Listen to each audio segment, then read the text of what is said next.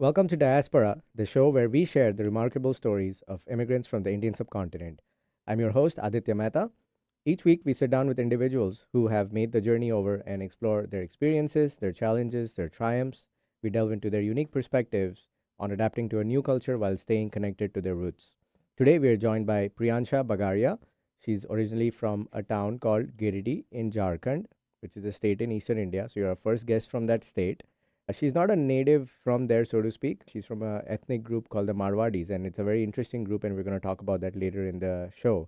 She went to school in Bangalore, in India, and then did her MBA in the Netherlands and a data science fellowship in Cornell, and now is an entrepreneur running an AI startup named Looper in the Seattle area. I know Priyansha through my extended family. She's my cousin sister's husband's brother's wife. So obviously we're very close, super close connection by Indian standards. We'll talk more about how that's considered close later in the show. So with that, let's dive into this week's conversation. Priyansha, welcome to the show.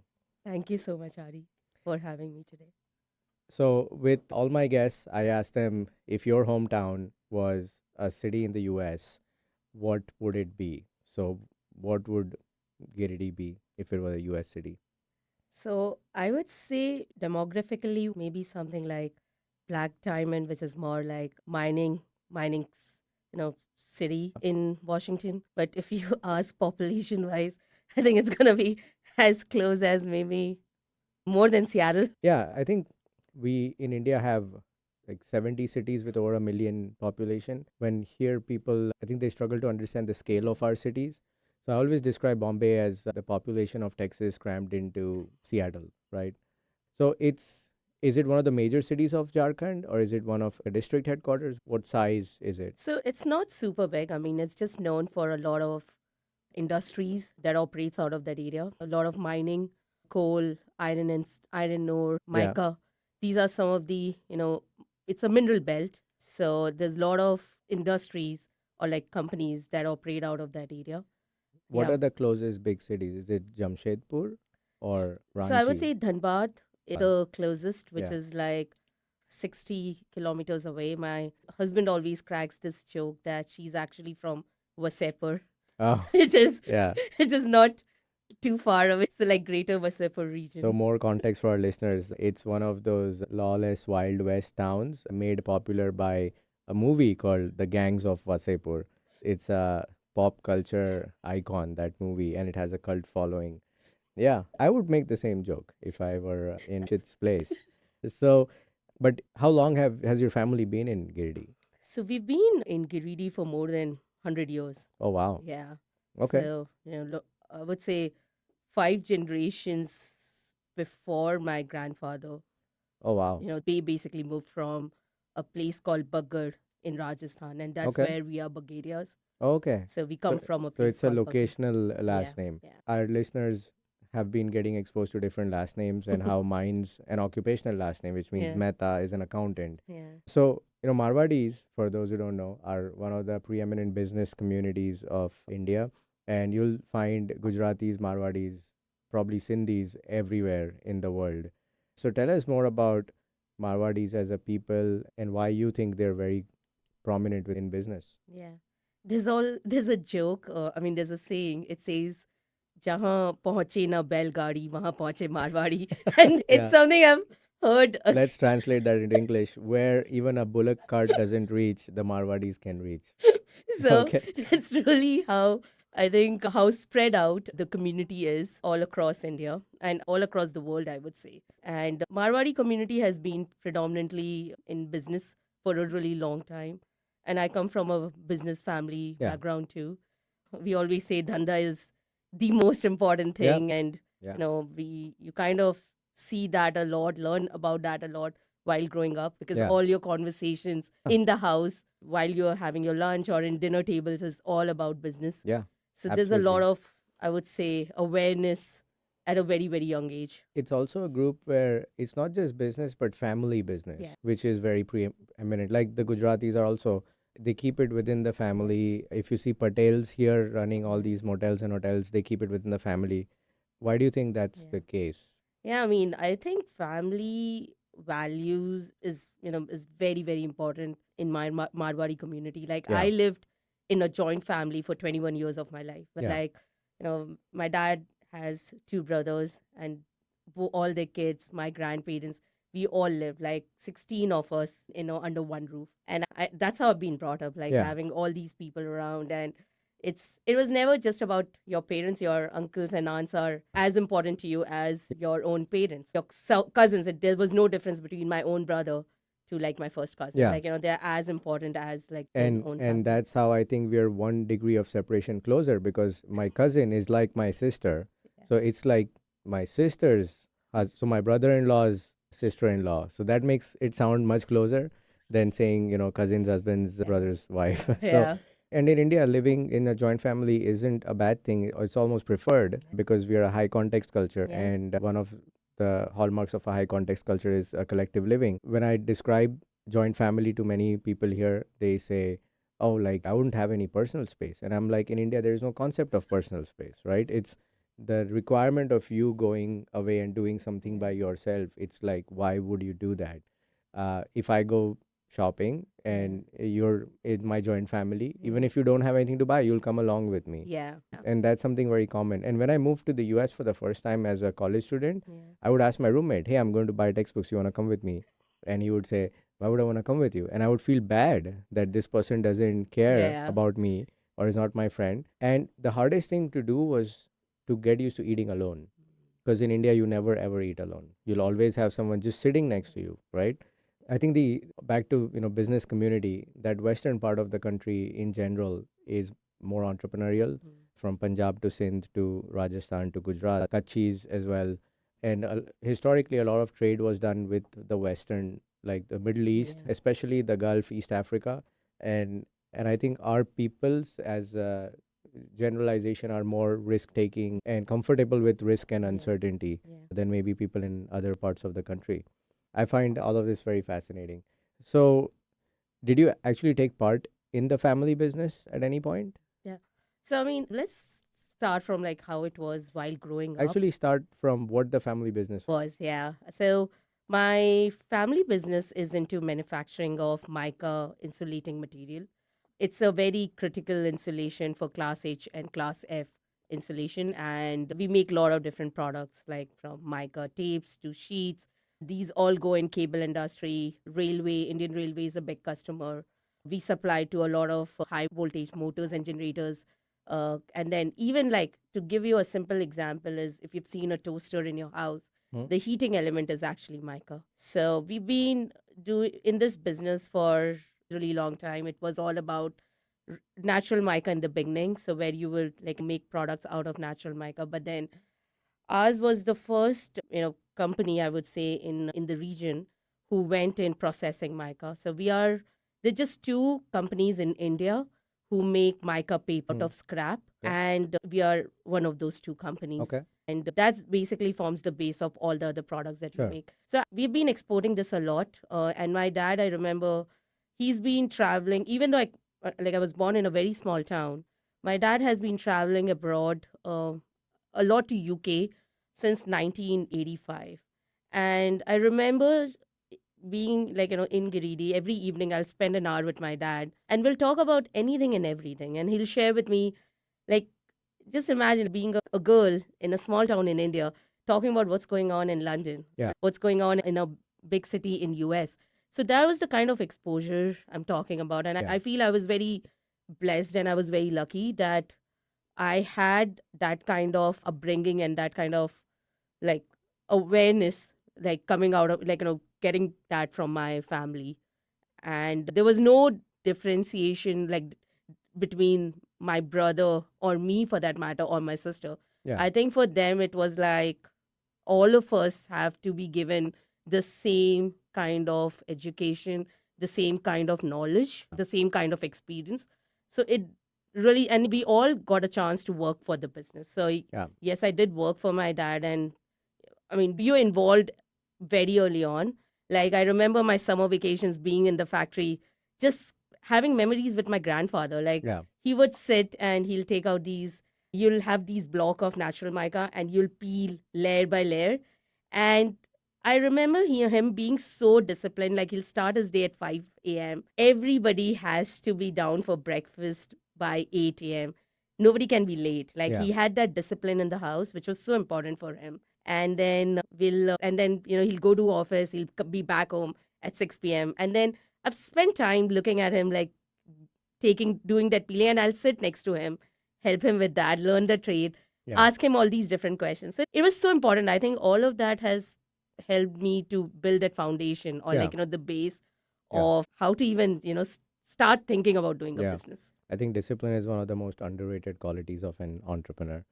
As you grew older, did you formally get involved in a business as maybe a Yeah. part of a department or something like that? Yeah, so I did my computer science engineering from Bangalore, and then I moved back to Giridih, Okay. and I joined my dad's business, and I was responsible for international sales. Okay. So I was doing, I mean, from really doing all those cold calling, hundreds of those cold calling in a day, Yeah. to creating that list, to Yeah. really traveling and visiting those customers all around the world. I think I've done it all at that age of 21. And that's very rare, right? Of Like to course. get that kind of learning. And in a business, you'll know that you're not just responsible for one department. Yeah. As like when you are playing that ownership role, you have to be involved in a lot of different things. So like you're also looking into accounts. You're also looking into like the operational aspect of the business. You're also looking into the processes. If there's an issue on the quality side, Yeah. in the factory, you're also involved in that. So it's not just like you're limited to just that one department or that one job, but you kind of get to learn and experience like different aspects of the business. Yeah. So I want to make 3 points here. One is I'm glad you did actual work in the business. A lot of times the kids are, when they come in, they're given a cabin, and now you lead a department, and that Yeah. child has not actually gone through the motions or sort of not paid the dues, so to Yeah. speak. I started out doing field sales in my family business, and I wouldn't have it any other way. The second point is, when you went to Bangalore, I'm guessing you had not lived in a city that big before.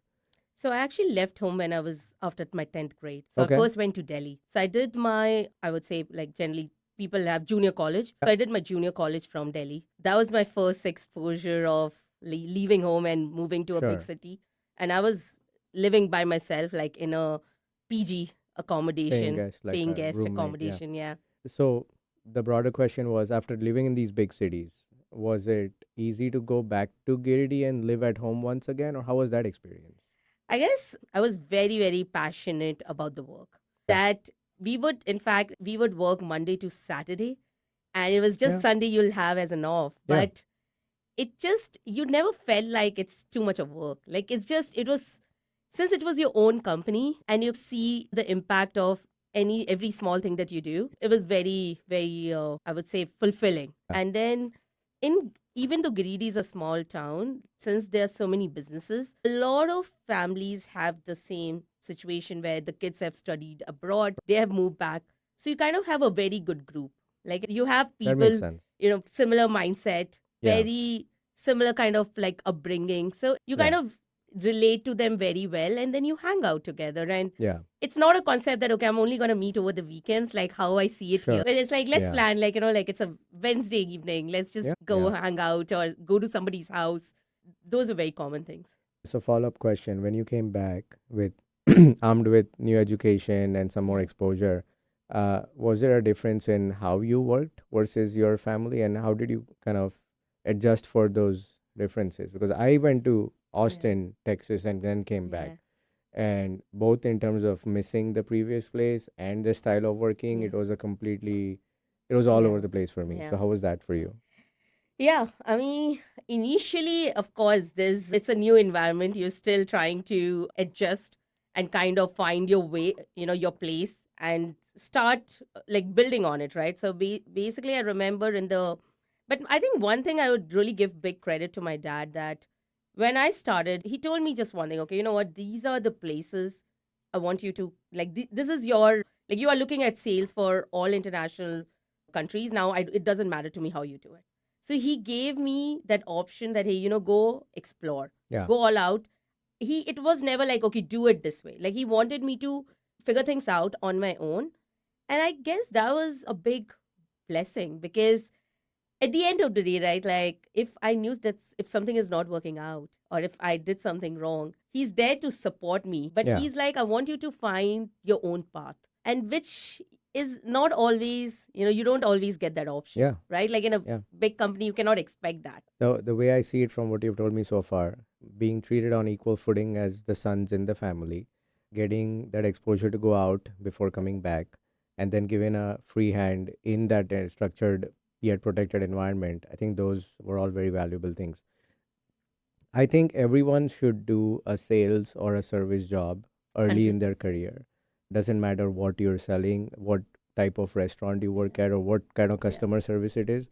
It teaches you resilience. It teaches you saying no, like, or rather, being said no Yeah. to. Yeah. And it shows you the power of disciplined Yeah. hard work Yeah. and the results that come from it. Yeah. So, Yeah. And I would also say that it also teaches you to not take no for an answer. Like I see sure. that, like, Addy with you, and it's the same with me. It's like Yeah.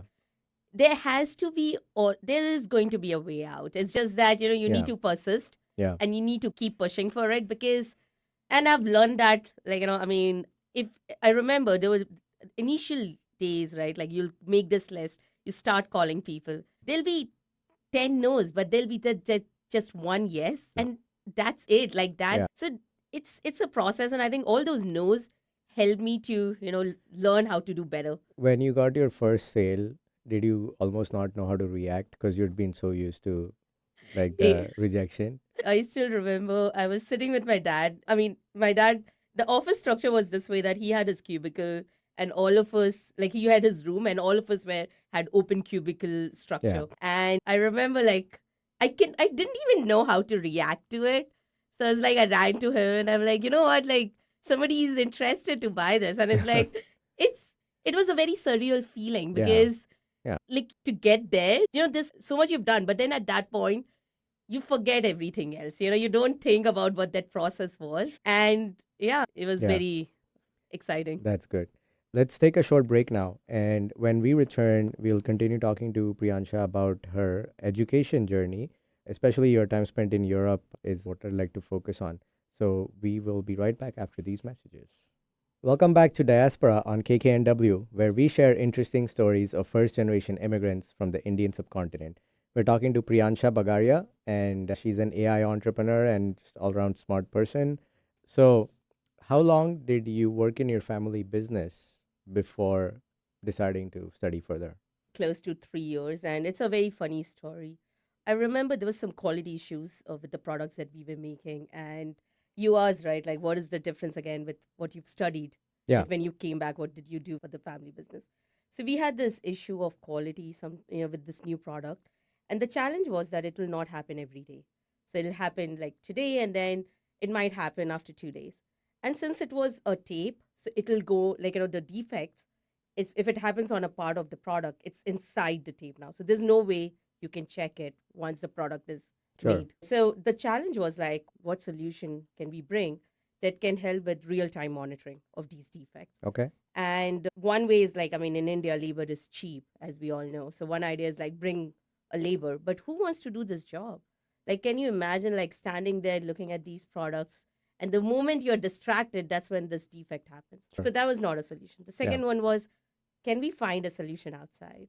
And then the challenge was, if you're looking for a solution like that, it was only consulting companies who would build it for you, and it would cost easily, couple of $100,000. Now I remember going to my dad. I'm like, hey, you know what? Let's do this. It's gonna solve the problem. It's like you have. I thought you have a lot of business sense, but clearly you need to learn more. Yeah. And I think it's high time you need to go to a business school. And that's when, I decided to actually go to a business school. And it was I first did a, degree from Mumbai, SP Jain. So I Yeah. was there. I did my first half of MBA from there. It was a dual degree MBA. And my second half which was more on the specialization, like international business. For that, I went to Netherlands and I Okay. was there. So it was like part of it was in India, part of it was Yes. abroad. Yes. Did they have other options apart from? Because I know SPJ had like a Dubai campus and a That's very Singapore. different. Oh, that's different. That's SPJ in Global. I'm talking Okay. about SPJIMR, which is Bhavan's. Oh, okay. Yeah, Got so it. that has nothing to do with With the global. other Yeah, SPJ. yeah. We had somebody from SPJ and a few Oh, weeks ago. But anyways, and did you have a choice of yeah. places? So there was Netherlands, France, and Germany. So they had these three. The Netherlands one, Nijrode Business University. It was a very interesting one because it was actually the university was formed by five big conglomerates. Okay. So AkzoNobel, Unilever, all the I mean, I'm not remembering all of it now, but like five of these big companies came together Yeah. and they started this university like in 1800s. Yeah. So it was a very old, very renowned university. And their curriculum was very exciting. Like they had something like they were called Meet the CEOs.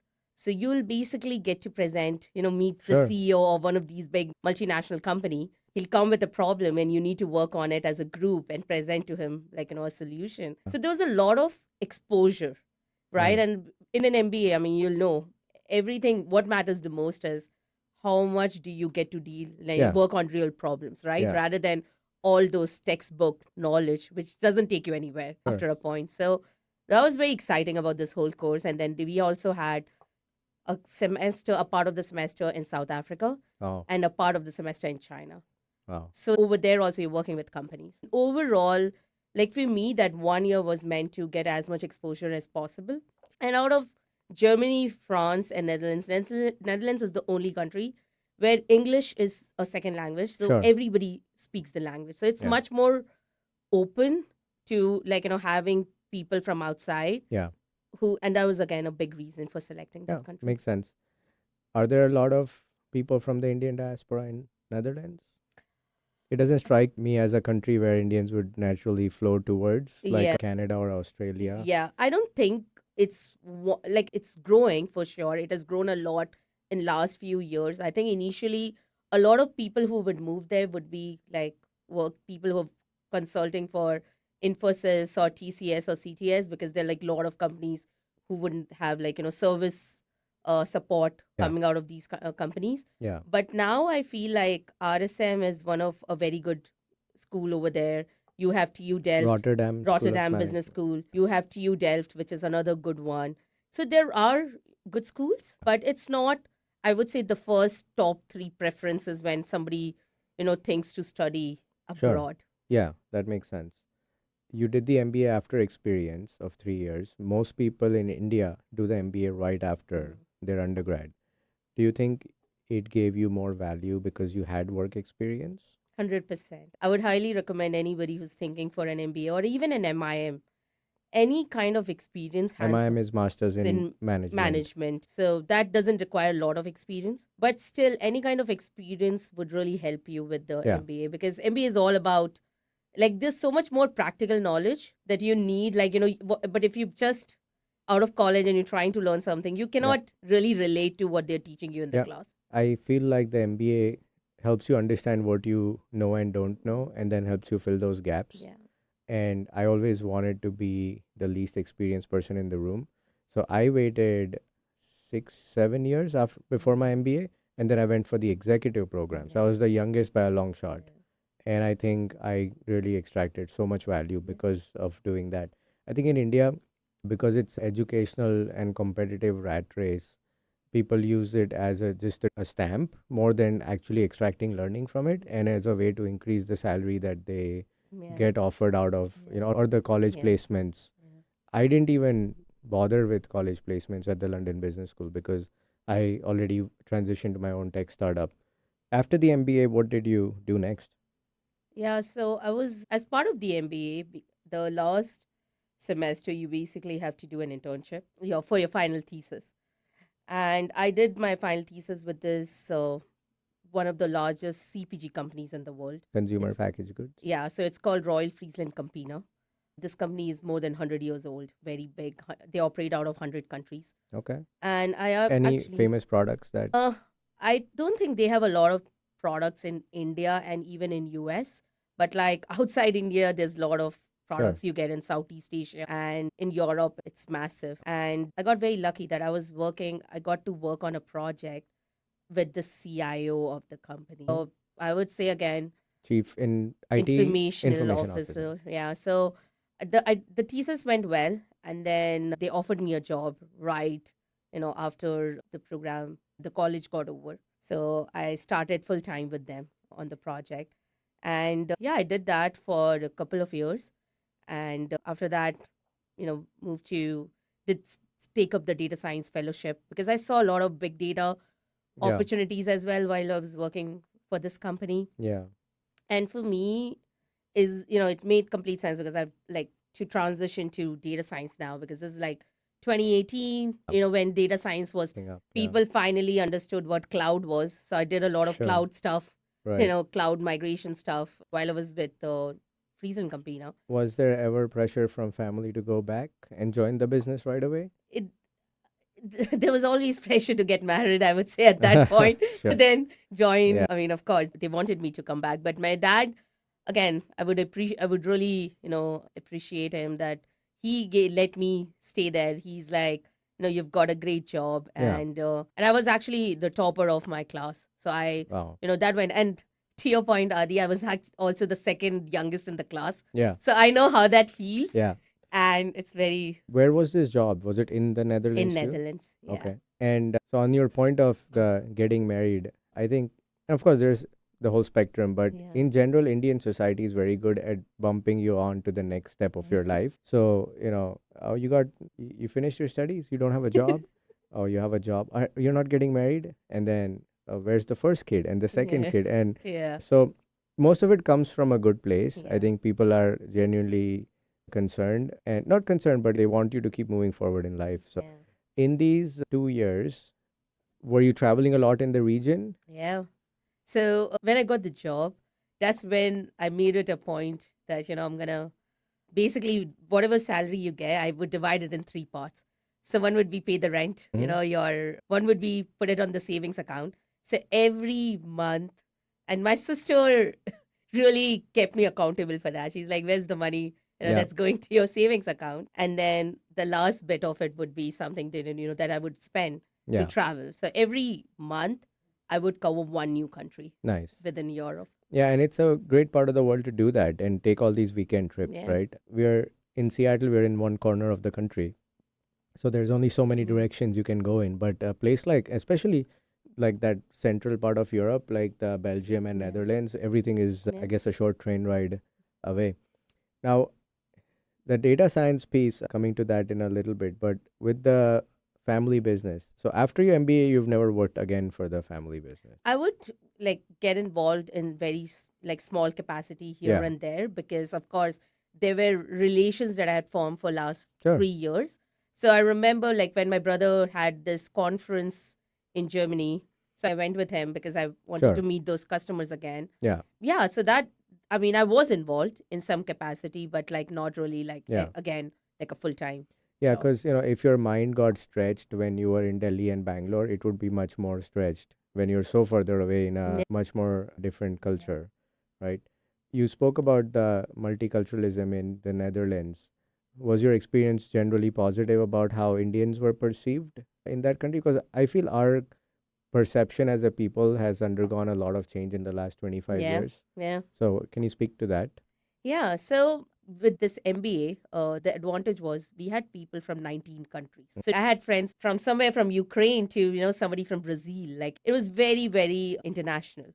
So everybody, I mean, when you study in a country, you kind of make friends already. And Yeah. when you transition to a job, they are the people you hang out with again Sure. and again. So they've Yeah. seen you grow. I mean, you've grown together you've studied together and you have built that bonding. So that was one thing, but then even others, I never felt like I didn't have access to those opportunities which they did, or they judged me on who I am. Like surprisingly, I came across really really good people Yeah. while I was working, and I never had that kind of discrimination, I would say, or that kind of feeling, at that time while I was in Netherlands. That's good to know. And I was talking to someone a few weeks ago on our show who was from Calgary.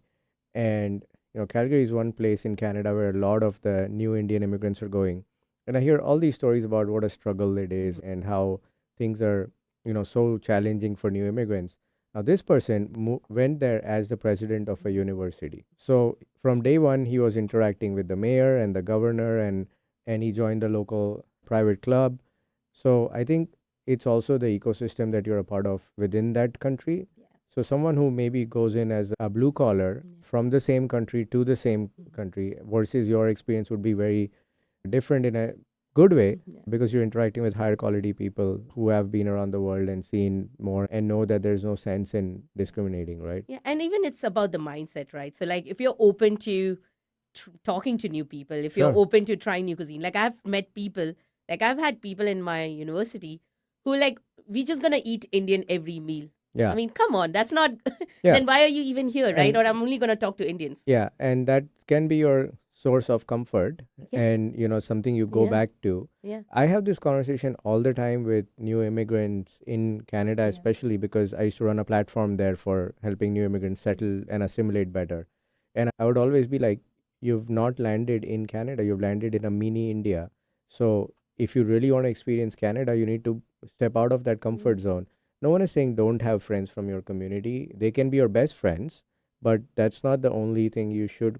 Otherwise, more than the country losing out on your abilities and personality, you're losing out on Yes. what that country has to offer. So I'm glad you did that same kind of thing. So at that point, you worked for a couple of years and then you found this program in data science at Cornell. Yeah. What attracted you to Cornell in particular? So this was not a super long program, and it had also gave you a chance to actually work on a thesis where you can build a real program. You can, create an algorithm that can solve a real world problem. So that was exciting. And for me, it's like I was in that career phase in my life where I wanted to pivot now to the next big technology that was coming up, Sure. and that was AI. Like, Yeah. it was very early, like at that point it was not even called AI, it was like data science, machine Sure. learning. Big data, Like, yeah. yeah, big data was a big word that people would use a lot at that Yeah. time. And then slowly now is AI what, Yeah. so that was one of the, and then it had this hybrid version of you can, study, like you don't need to be there for the whole course in person. So that also really helped. So where would you be when you were not there? So I was in Netherlands, and then, Oh, so you were doing it while you were still living there. Yes. And then you spent some time on Time campus as yes, well. yes. Interesting.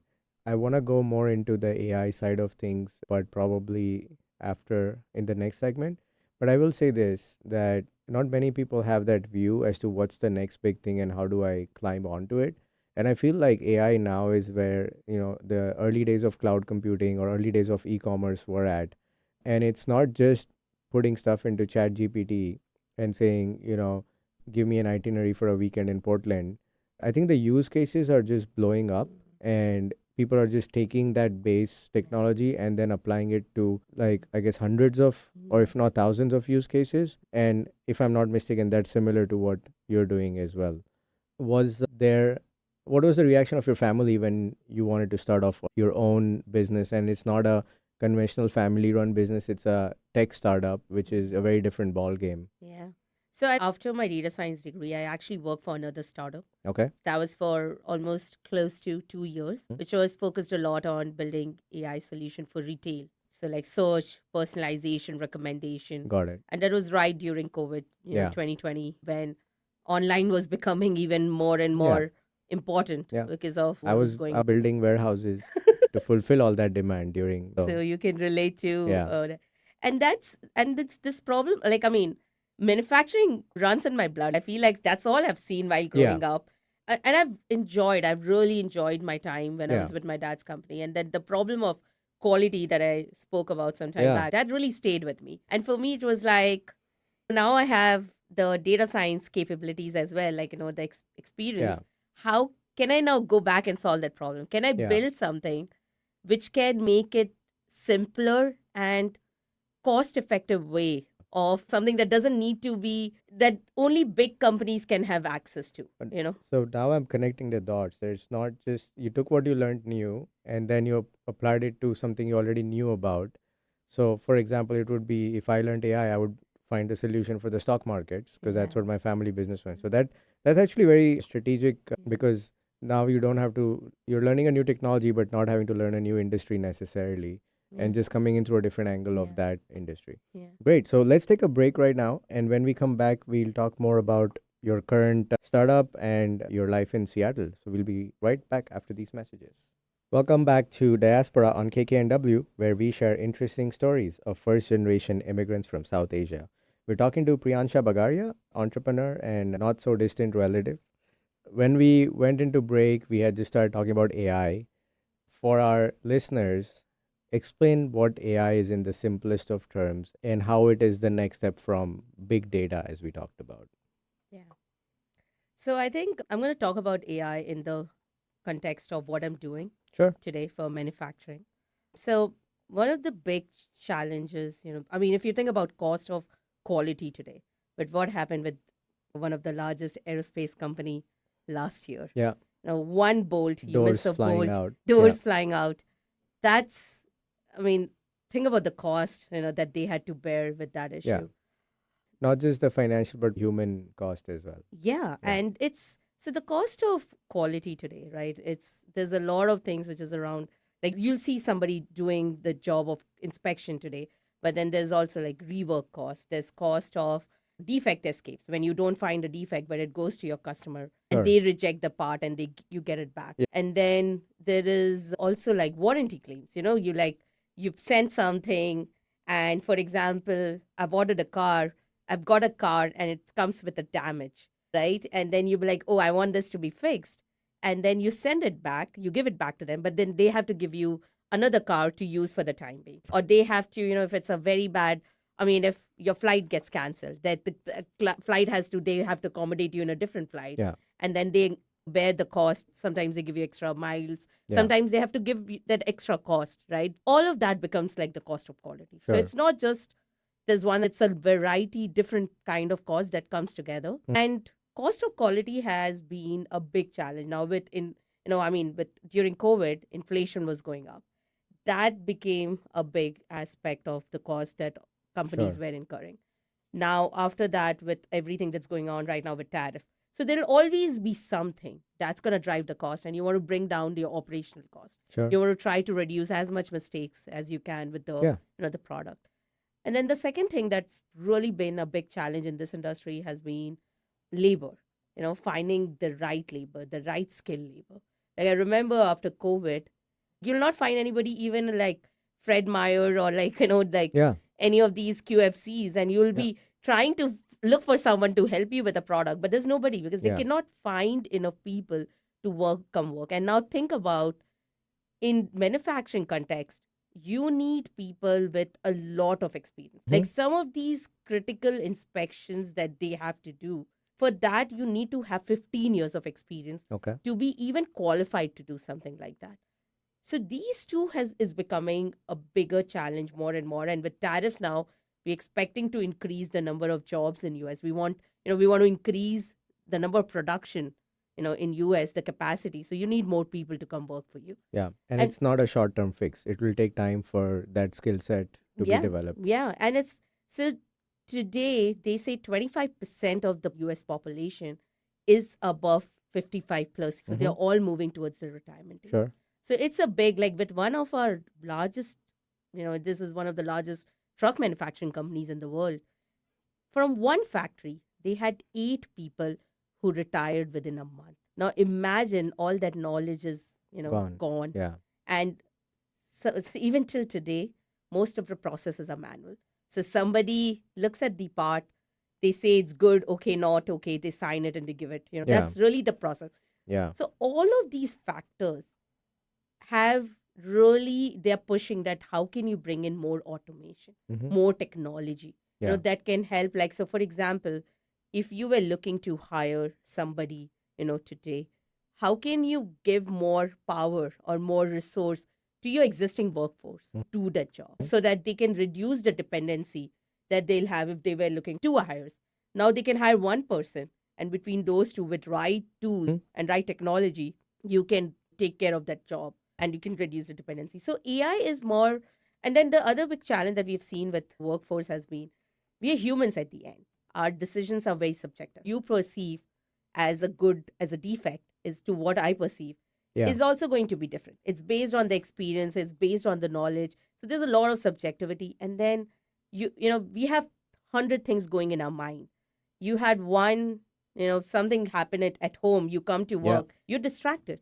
Or even just fatigue, start of Yeah, shift, end yeah. of shift. End of shift, like the Yeah, results are so different when somebody starts in the beginning and sure. towards, you can see a drastic difference in the results. So those are all like a lot of factors that has happened, and that's really where like now AI is primarily automation. Like we in simple terms, you're saying that what we in our context, we say we are providing like two additional eyes to a human today who's Sure. doing this inspection Yeah, to do their job better, yeah. to do it more efficient way, to be more precise and consistent in what they are doing, so that you can stop making those mistakes.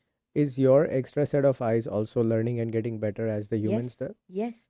So one of our key differentiators with our solution that we have built today is like, and again, it has, I'll talk a little bit about how this whole camera system, computer vision. So a little bit about Looper. So Looper, I started Looper 4 years back, and we are primarily focusing on providing visual inspection software Mhm. for manufacturing and aerospace companies. Yeah. Our solution is used today by some of the largest, aerospace, trucking, automotive, chemical companies around the world. And we are really helping them in bringing down the cost of quality Sure. and help with the labor issues. Is it a hardware plus software solution, or do you tagging on to existing machine vision hardware inside the?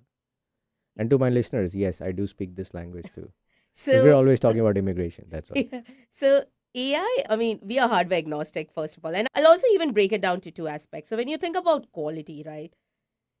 All this while, like since last 12 years, like I would say since 20, like last 15 years, it has all been about micro inspections. Mm. It's about looking into a part and looking for cosmetic defects. So like scratches, Sure. dents, or like if does this part dimensional checks. These Yeah. have been a big issue Yeah. for majority of the companies. Yeah. In Amazon, we were trying to do this to see conveyor belt wear and tear. Yes. Yeah, and predicting that Yes. before it actually happens and brings down the Yeah. whole line. So those had been the big issues, and all the companies that exist today, like in machine vision and even camera manufacturing companies, they're focusing on that problem. Now, what the challenges are more macro issues. With the labor issue, it's all about missing components. So I Okay. put this door together. Have I put all the bolts or not? So if it's missing the handle, it should be able to tell. Detect. So now that's so majority of the systems that exist today in this space has been all about fixed cameras. You have a camera, you bring the part to the camera, Yeah. and it does the inspection. What now we need is something which is movable. Mhm. Something which an operator can move around and can Interesting. look into it and can find what the issue is. And that's something which is becoming a bigger problem just because of, like I said, labor issues.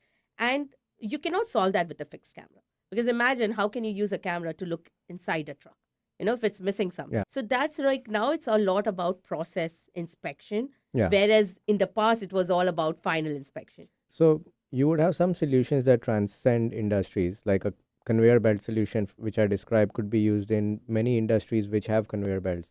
But a door inspection package would then be customized to a certain industry and client. So are you focused on giving more standardized solutions or customized solutions? So how we built our solution is we have divided it into level 1, 2, 3 inspector mindset. Okay. So level 1 inspector is, basically you start looking into all the processes and you're just collecting the data, and the human is manually categorizing what they are seeing. Level 2 is a step further where it's about like you start bringing in some automation.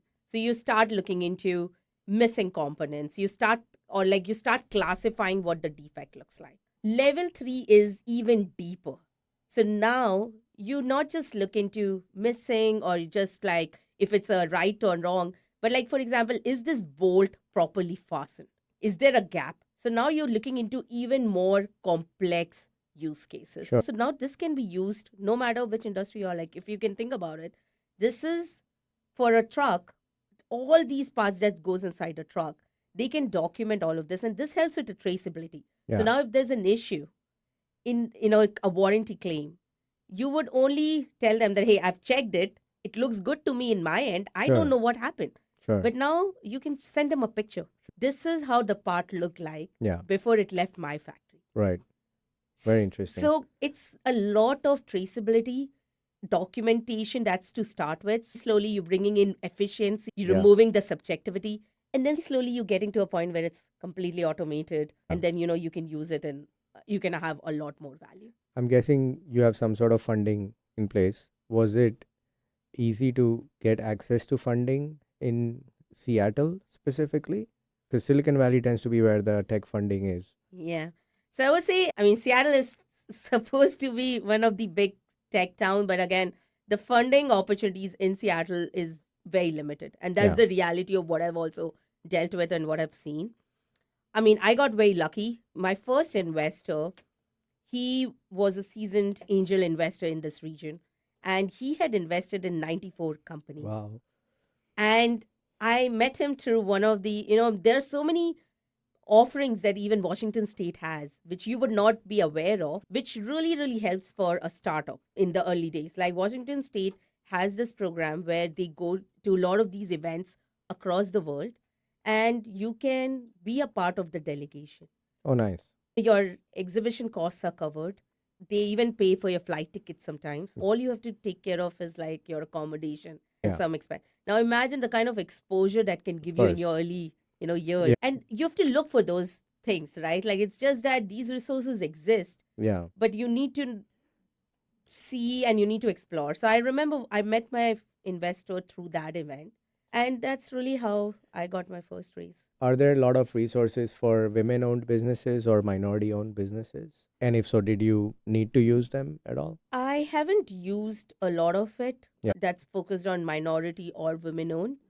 But the ones that I'm talking about, it's for everybody. Yeah, It's for like for everyone. any small, medium sized businesses Yeah. that can have access. I always tell people that how the Chinese immigrants helped build the railroad, the South Asian immigrants are helping build today's infrastructure. And so, how critical is talent from our part of the world in the software slash tech slash AI space? And Yeah. is that importance growing or is it reducing?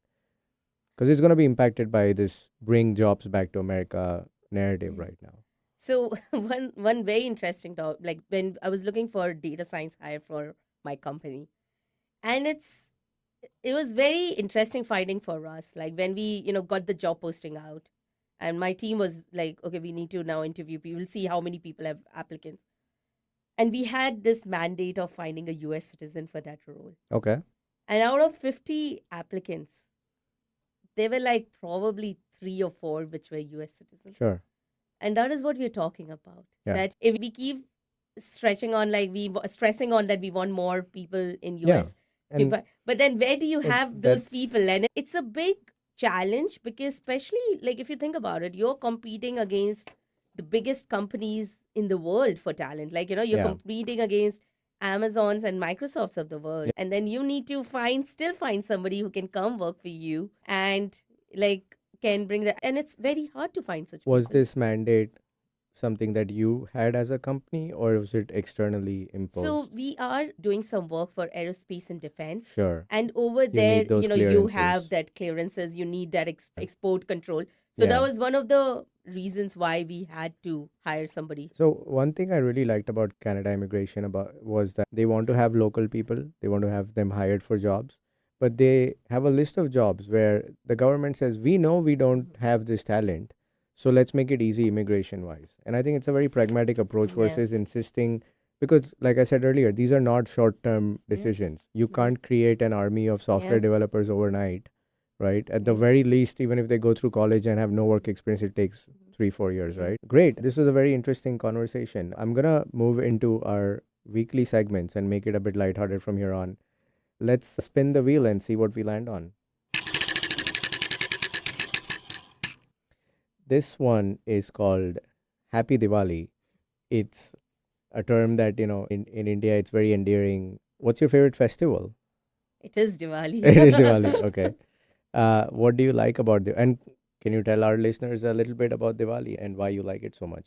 So Diwali is a festival of light. It's a festival of like all the family coming together. Yeah. Lot of good food, Yeah. new clothes, crackers. Like I mean, while growing up, it was Not the ones you eat. You mean firecrackers. firecrackers. And I mean, now I don't think we really burst crackers, but as Yeah. a kid, Yeah. I would say that we would wait for the festival to come because Yeah. then you can have all those celebrations. You'll go to a relative's house, they'll come to visit you. So I remember no matter where, whichever part of the world you are, everybody would come home. Yeah. It was a time when all your family, all your cousins, everybody is home Yeah. and you celebrate that festival together.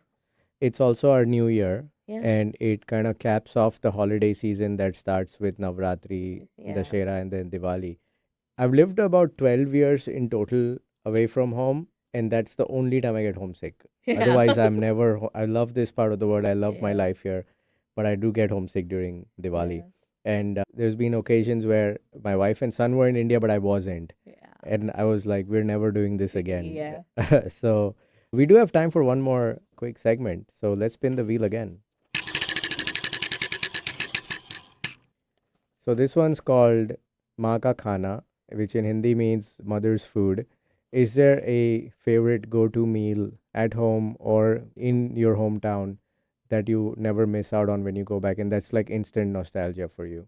Yeah, so it's actually funny. It's a combination of my Marwadi roots Yeah. and the influence of Jharkhand food. Okay. So it's dal bati, Okay. which is Marwadi, Yeah. but the bati we have is like litti, which Okay. is a Bihari Jharkhand delicacy. Yeah. And that's something like I think if there was a day when it would rain, you would like to have dal Yeah. bati. Yeah. And I have memories of my mom feeding it by her own hand. Yeah.